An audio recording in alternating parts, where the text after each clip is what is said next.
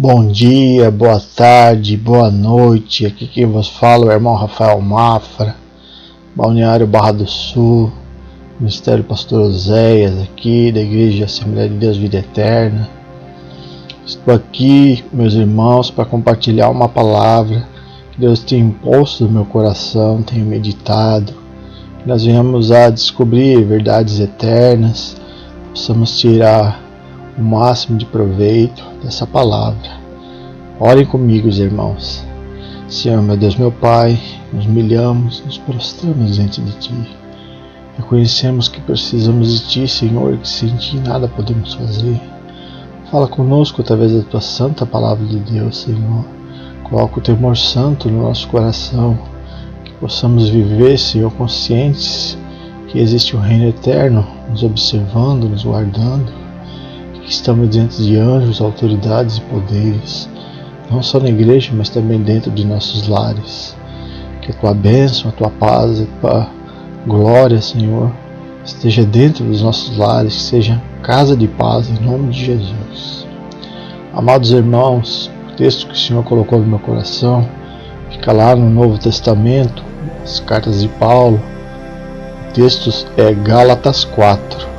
Gálatas capítulo 4, tá? Eu vou estar colocando aqui em cima, aqui ou aqui do lado, a referência bíblica para vocês conferirem depois. Eu estarei lendo o texto todo aqui, mas eu vou frisar uma parte só e fazer uma colocação simples e breve. Que toda a palavra de Deus é poderosa, não só aquilo que eu vou falar, mas Deus vai tocar no coração de muitos através de todas as palavras, porque toda palavra é inspirada. Amado Espírito Santo, comunica as Tuas verdades aos nossos corações, que possamos receber a Tua palavra, Senhor, com amor, carinho e zelo, em nome de Jesus. Que sejamos praticantes, Pai, não só meramente ouvintes. Te pedimos, Pai, em nome de Jesus. Gálatas 4, versículo 1, ali diz assim: Digo, pois, o apóstolo Paulo diz, que todo tempo que o herdeiro é menino, em nada difere do servo, ainda que seja senhor de tudo. Aqui ele está fazendo uma referência a um príncipe, tá? O príncipe, ele é herdeiro de tudo, mas na qualidade de menino, em nada ele é diferente do que um servo, do que um trabalhador de seu pai. Ele está frisando a importância de nós crescermos, né? Não sermos simplesmente meninos, mas crescermos e nos tornarmos senhores, né? Nos apropriarmos da herança do Senhor que o Senhor deu para nós. Mas está debaixo de tutores, curadores, até o tempo determinado pelo Pai. Então assim funciona com o herdeiro, né? O herdeiro está debaixo dos cuidados do pai, ele vai ter que aprender, vai ter que estudar, vai ter que ser ministrado, cuidado, acompanhado. Assim também é o cristão quando vem para a igreja, né? Ele não chega pronto, ele está debaixo do cuidado de tutores, né? Instrutores. Assim também nós, versículo 3, quando éramos meninos, estávamos reduzidos à servidão, debaixo dos primeiros rudimentos do mundo. Ou seja, dos princípios do mundo, né?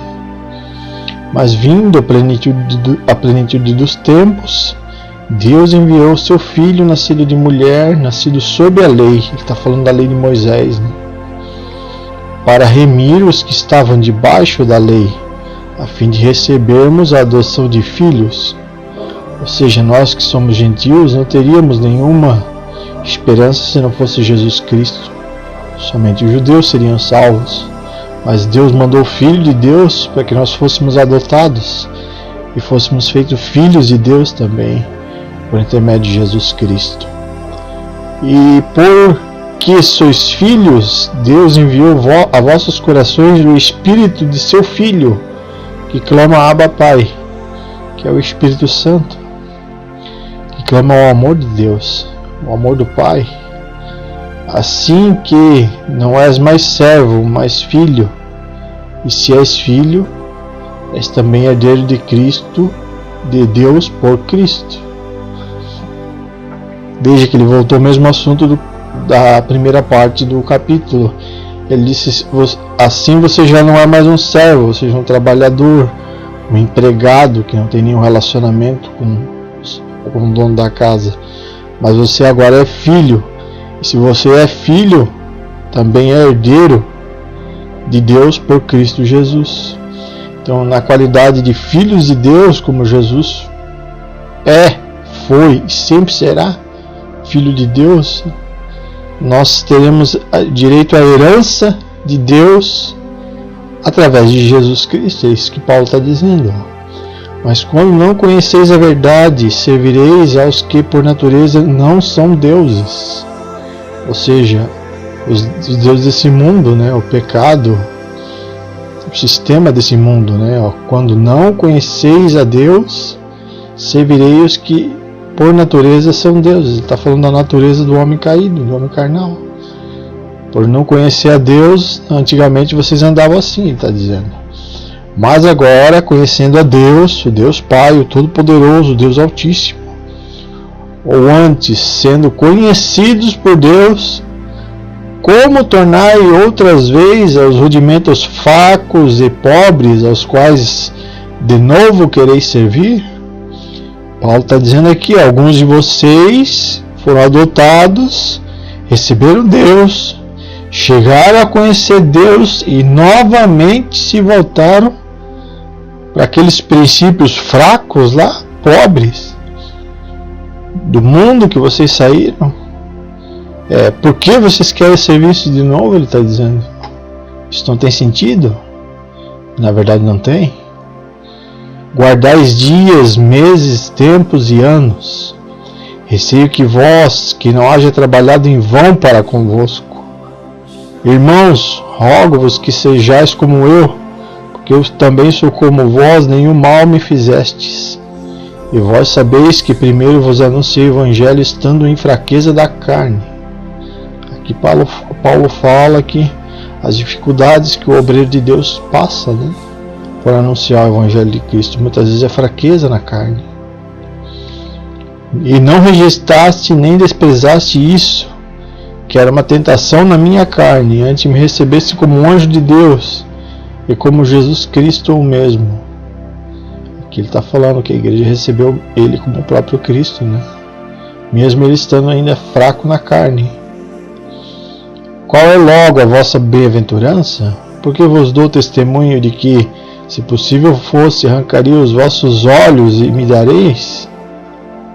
Fiz-me acaso o vosso inimigo, dizendo a verdade?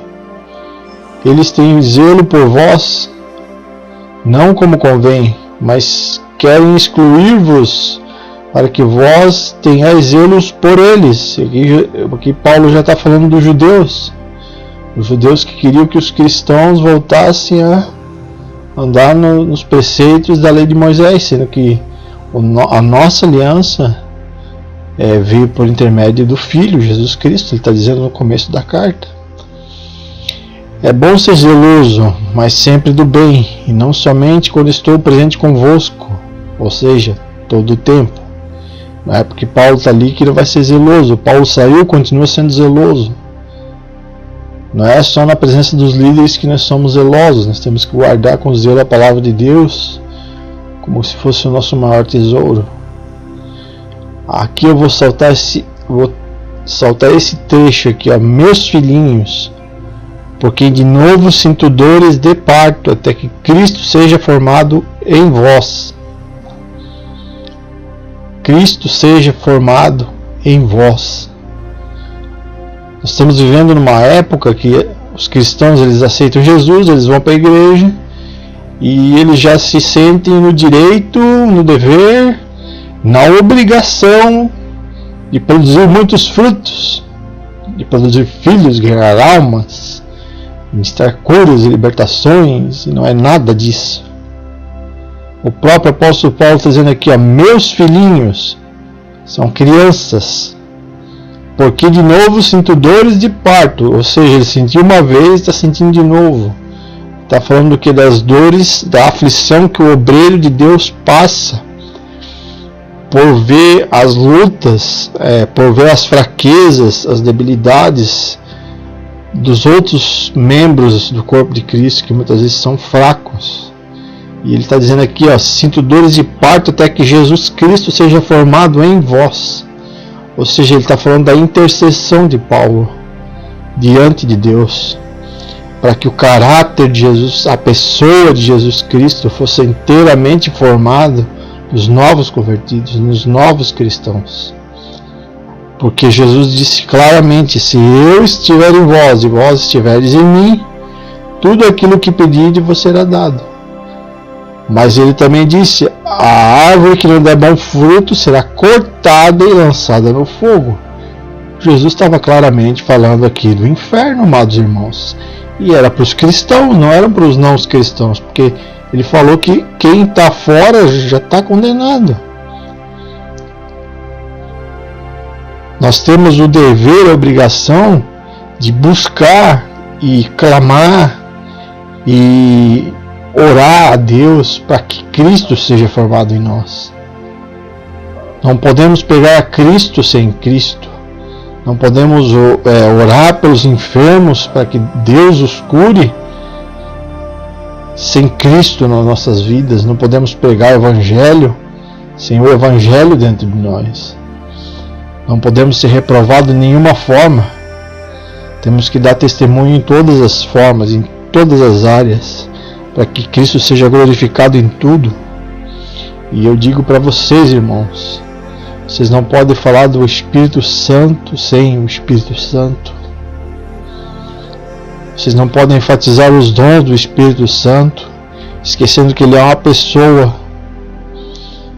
O louvor, a adoração, a palavra, nada disso pode ser oferecido de qualquer jeito, porque Deus é santo e ele não aceita as coisas de qualquer jeito, meu irmão.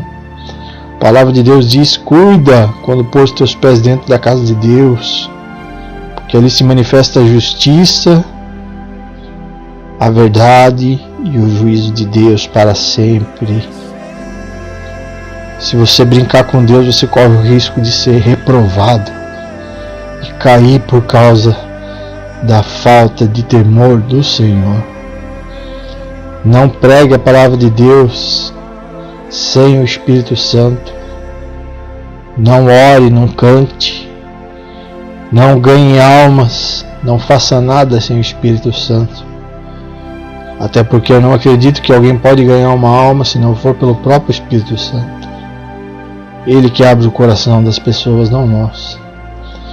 E eu continuo o texto aqui, amados irmãos. Bem quiser agora estar presente convosco e mudar a minha voz, porque estou perplexo a vosso respeito. Paulo estava abismado aqui.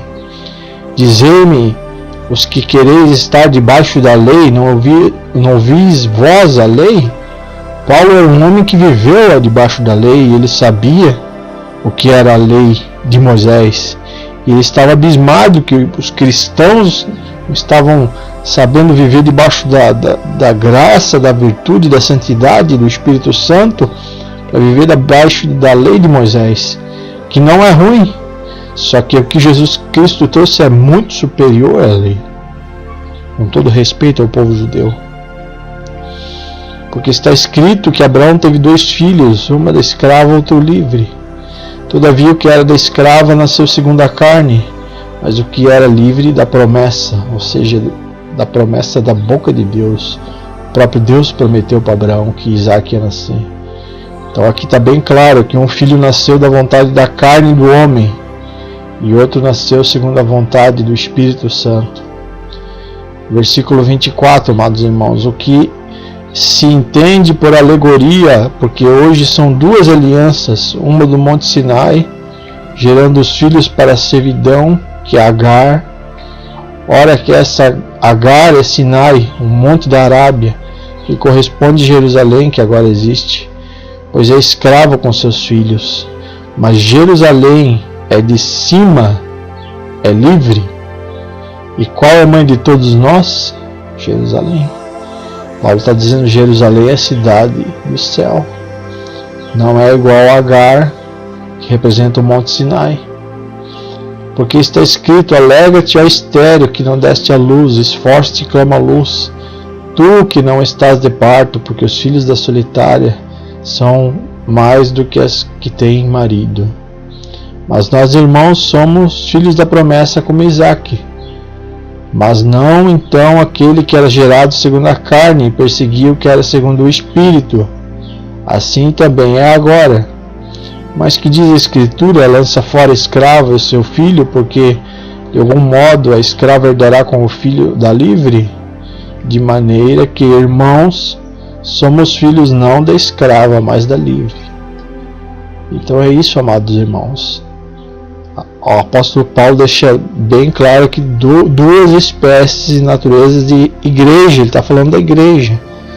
Uma que representa Agar, que gerou Ismael, o filho segundo a vontade de Abraão e de Sara. Eles sentavam dando uma ajudinha. Representam a força do braço do ser humano, do homem, querendo ajudar Deus, fazer a obra de Deus. E eles fizeram o quê? Fizeram uma grande bobagem, porque até hoje os filhos de Ismael, nós sabemos quem são. Eles perseguem o povo judeu, eles lutam contra o judeu, eles fazem coalizões, se juntam militarmente para destruir Israel, porque são os filhos que foram gerados da carne, filhos da carne. E esses filhos da carne, eles também estão dentro da igreja do Senhor Jesus Cristo, não por maldade, mas porque ainda não nasceram do Espírito. Jesus disse para Nicodemos: você quer herdar o reino dos céus? Você precisa nascer da água e do Espírito. Por que da água e do Espírito, não somente do Espírito Santo? Jesus não falou nasça do Espírito Santo, ele falou nasça da água e do Espírito. A água, amados irmãos, simboliza o arrependimento das obras do mundo, do passado, da vida caída, a vida que nós vivemos no mundo. Representa as iniquidades dos nossos pais, dos nossos antepassados. Representa a nossa desobediência à palavra de Deus, a transgressão da palavra de Deus. Essa água, nós temos que se arrepender. João Batista trouxe o batismo da água para que o povo se arrependesse de suas obras más. Você se arrependeu? Você se apropriou do perdão através do sangue de Jesus Cristo, através da confissão a Deus. Se for pecado contra o homem, contra o irmão, também confessar com o irmão. Se for pecado financeiro, restituir 4 vezes, devolver. Você nasceu da água, automaticamente o Espírito Santo vai vir sobre você. Um exemplo bem claro, amados irmãos, que você não pode pregar, não pode. Na verdade, as pessoas fazem o que bem entendem, mas não é o correto pregar sem o Espírito Santo, não é o correto fazer nada dentro do corpo de Deus, da igreja, sem o Espírito Santo, porque tudo que é feito sem o Espírito Santo, amados irmãos, vai dar frutos da carne. E os frutos da carne é contenda, divisão, separação. Vai te afastar mais de Deus do que você ficar quietinho não fazendo nada. Então eu te digo, amado irmão, busque o Espírito Santo, busque em arrependimento, busque em confissão, choro, lágrima, pranto, jejum, vista pano de saco e cinza. Faça como Israel fez. Eles diziam: se nós nos humilharmos hoje, talvez amanhã Deus tenha misericórdia de nós e nos tire daqui, dessa prisão, desse cativeiro. Esse é o nosso papel. E se você está plenamente revestido de Jesus Cristo, do Espírito Santo, amado irmão, o apóstolo Paulo diz para você: revista de toda a armadura de Deus e vamos ao combate, porque a obra é grande, os efeitos são poucos. O reino de Deus conta com você. Essa é a mensagem do irmão Rafael Mafra, dia 28/5/2022. Que a bênção de Deus venha sobre os seus corações, o amor do Espírito Santo envolva suas vidas. Em nome de Jesus. Amém.